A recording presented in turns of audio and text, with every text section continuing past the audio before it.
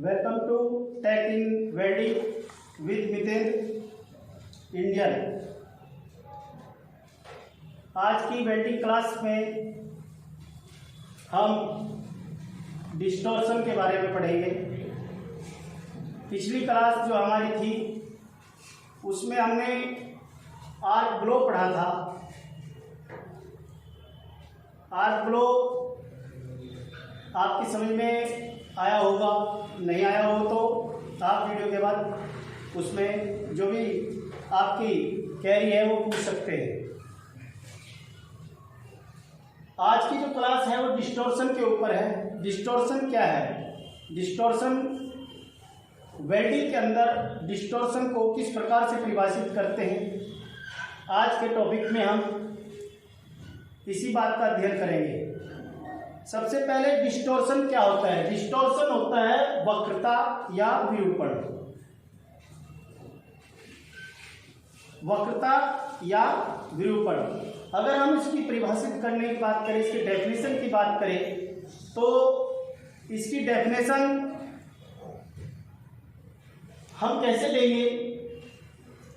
हम कार्यशाला के अंदर अलग अलग प्रकार की धातुओं को वेल्ड करते हैं और उन धातुओं को वेल्ड करने के लिए अलग अलग प्रकार के तापमान की हमें आवश्यकता होती है।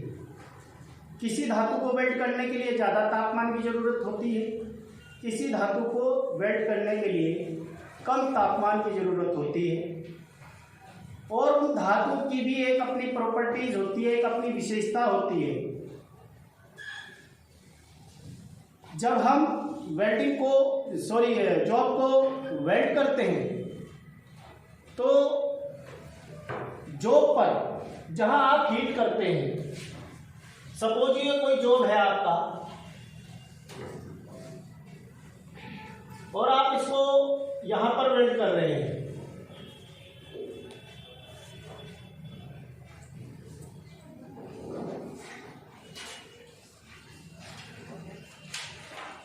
ये आपकी इलेक्ट्रोड है और ये आपका जॉब है। तो आप इसको यहां से वेल्ड कर रहे हैं, तो जब आप इस इलेक्ट्रोड से इस जॉब को वेल्ड करेंगे तो जो हीट होगी वो इस जॉब के ऊपर समान रूप से नहीं होगी। इसकी इलेक्ट्रोड की जो हीट होगी वो हीट समान रूप से ना पड़कर कहीं ज़्यादा होगी तो कहीं कम होगी। जो उसकी जॉब है, जो उसका मेटेरियल है, जो मेटल है, उसकी प्रॉपर्टी को इफेक्टेड करती है। और जो जब वेल्ड कंप्लीटली हो जाता है, जब जो वेल्ड हो जाता है, वेल्ड होने के बाद जो ठंडा होने की प्रवृत्ति जो होती है उसके कारण डिस्टॉर्शन या वक्रता, विरूपण जॉब के अंदर आ जाती है। कारण आपका जो कि अगर ऐसी प्रॉपर्टी है कि वो गर्म होने के बाद जल्दी ठंडा नहीं करना चाहिए और आपने उसको जल्दी ठंडा कर दिया तो निश्चित तौर से आपके जॉब के अंदर वक्रता आएगी, डिस्टॉर्शन आएगा। उसको ठंडा करने के ऊपर हमें उस मेटेरियल के जो प्रॉपर्टीज है उस पर ध्यान देकर उस जॉब को वेल्ड करने के बाद उसको ठंडा करना चाहिए, क्योंकि मेटल गर्म होने पर फैलता है और जब वो ठंडा होना शुरू होता है तो उसमें सिकुड़न पैदा हो जाती है। जब वो सिकुड़न पैदा होती है तो उस सिकुड़न के कारण ही, वो सिकुड़न अगर आपकी तेजी से आ रही है और प्रॉपर्टी कहती है कि जॉब धीरे धीरे ठंडा होना चाहिए और जॉब हो रहा है बहुत तेजी से ठंडा, तो जो जॉब है उसके अंदर सिकुड़न तेजी से आ रही है, तो तेजी से आने का कारण उसमें डिस्टॉर्शन पैदा हो जाएगी, वक्रता आ जाएगी। तो इस प्रकार से वेल्डिंग को करने के बाद जो ठंडा होते समय जो उसमें सिकुड़न आती है उसके कारण डिस्टॉर्शन पैदा होता है।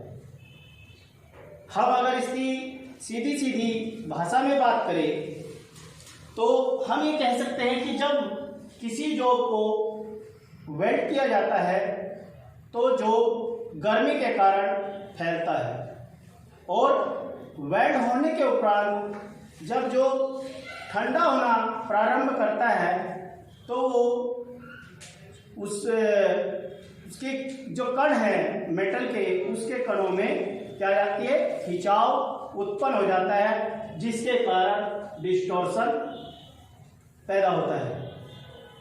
तो अब आपकी समझ में अगर आ गया होगा कि डिस्टॉर्शन किसे कहते हैं। डिस्टॉर्शन का मतलब है जॉब का टेढ़ा मेढ़ा हो जाना, यानी जॉब की जो रियल आकृति थी, जो उसकी जो वास्तविक जो आकृति थी जॉब की, उस वास्तविक आकृति में परिवर्तन हो जाना ही डिस्टॉर्शन कहलाता है। वास्तविक प्रवृत्ति में परिवर्तन हो जाना डिस्टॉर्शन कहलाता है। वेल्डिंग के अंदर डिस्टॉर्शन कई प्रकार से आते हैं और उनको अगर हम बात करें नियंत्रित करने की, तो हम उसको नियंत्रित कैसे कर सकते हैं, वो कारण पहले हम डिस्टॉर्शन के कारण को पढ़ते हैं। पहले हमारे डिस्टॉर्शन के कारण, किन कारणों के कारण जॉब के अंदर डिस्टॉर्शन आता है। मेनली ऐसे वो कितने कारण हैं जिनके कारण जॉब के अंदर डिस्टॉर्शन आता है। तो वो केसेस कारण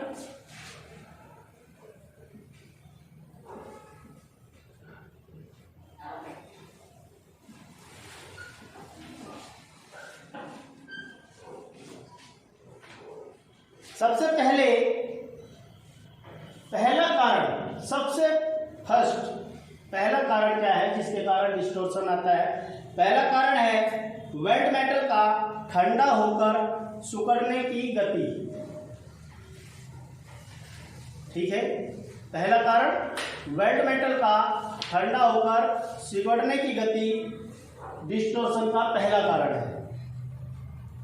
दूसरा कारण जो ठीक कर्म अनुसार पूरा न करना।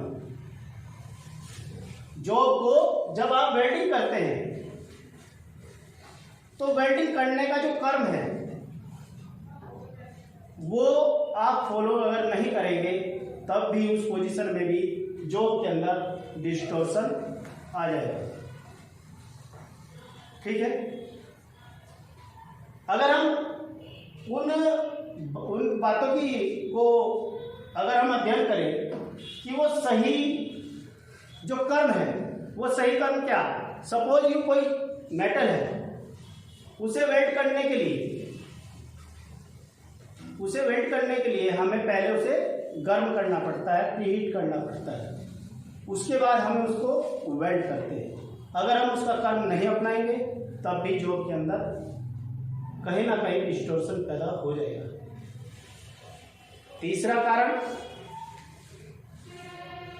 जॉब की जब हम दो पीसों को जोड़ते हैं। तीसरा कारण क्या है डिस्टॉर्शन आने का, जब हम दोनों पीसों को आपस में जोड़ते हैं तो वो जो पीस है उनको हम पहले टैकिंग ठीक प्रकार से नहीं करते हैं, या करते हैं तो कम करते हैं या नहीं करते।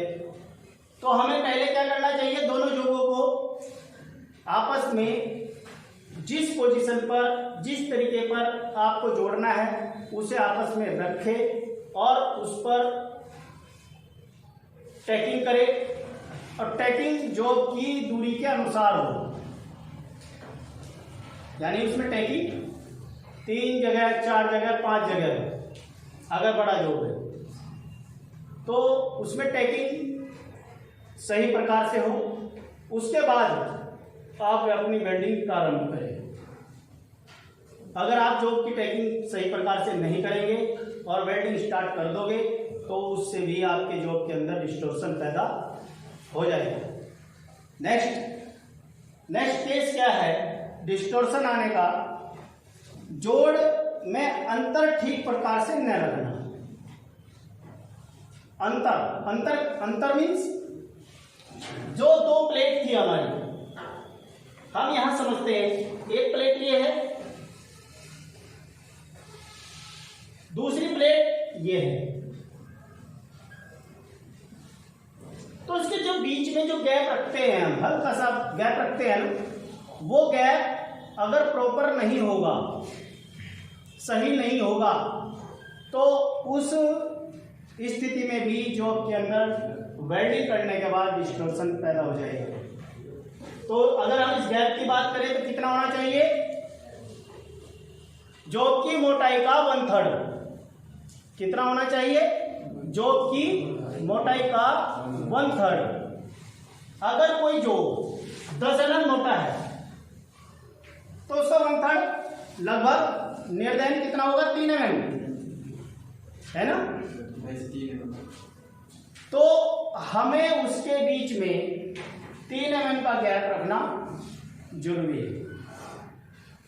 अगर हम उससे कम गैप रखते हैं या ज्यादा कर देते हैं, अगर हमने 3 mm की जगह 5 mm का गैप कर दिया, तो तभी उस स्थिति में भी जॉब के अंदर डिस्टॉर्शन आ जाएगा।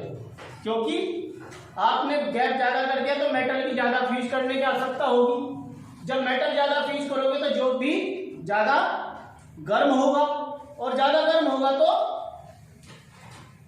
जॉब के अंदर डिस्टॉर्शन आना तय है। डिस्टॉर्शन आएगा ही आएगा। नेक्स्ट कारण, अगला कारण क्या है जिसके कारण डिस्टॉर्शन आ जाता है?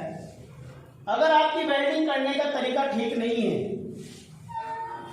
तो भी उस कारण में भी डिस्टॉर्शन आ जाएगा।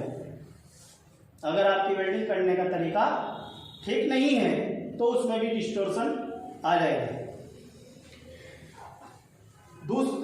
नेक्स्ट, अगर लास्ट